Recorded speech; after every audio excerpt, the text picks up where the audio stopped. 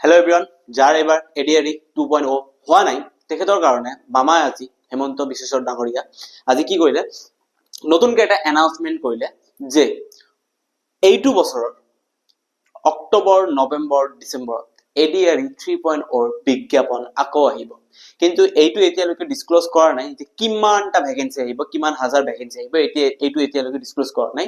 মামাই জাস্ট এইখিনি কথা কৈছে যে আজি এটা মানে নিউজত পোৱা গৈছে, ঠিক আছে, কি কৈছে যে নৱেম্বৰ, ডিচেম্বৰ, জানুৱাৰী অহা মাহৰ, এইটো মাৰ্চ চলি আছে, অহা মাহৰ নৱেম্বৰ, ডিচেম্বৰ, জানুৱাৰী মাহত আপোনালোকৰ এডিআৰই নতুন ভ্যাকেন্সি আহি যাব। এডিআৰই 3.0 কিমান আহিব?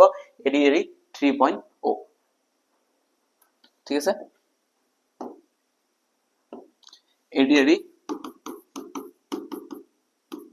3.0 আহি যাব নৱেম্বৰ নহলে ডিচেম্বৰ নহলে জানুৱাৰী মাহত বিজ্ঞাপন আহিব। তো যাৰ এইবাৰ কোৱালিফাই হোৱা নাই তেখেত সকলৰ কাৰণে এটা বহুত ডাঙৰ অপৰচুনিটি আকৌ আহিছে।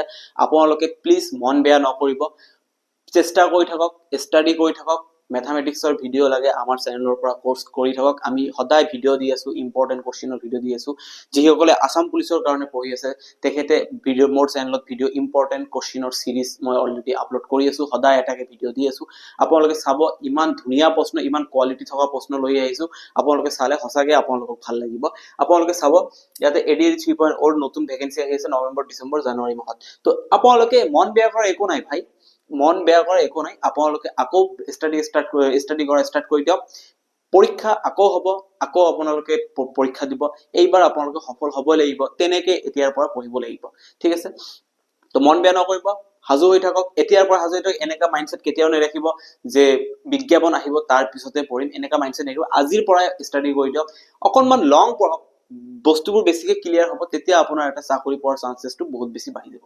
আশা কৰিছো আপোনালোকে চেষ্টা কৰি আছে, ভালদৰে কৰি থাকিব। আৰু এইবাৰ যদি এডিআৰই 2.0 আপোনালোকৰ হোৱা নাই তেনেহ'লে এডিআৰই 3.0 আপোনালোকে সাকসেস হ'বই লাগিব, ঠিক আছে। Thank you. আৰু আপোনালোকে পটন নকৰি চেনেলটো আপোনালোকে ফলো কৰিবলৈ নেপাহৰিব, সাবস্ক্ৰাইব কৰি দিব চেনেলটো, নিজৰ ফ্ৰেণ্ডছৰ লগত শ্বেয়াৰ কৰি দিব, ঠিক আছে। ধন্যবাদ।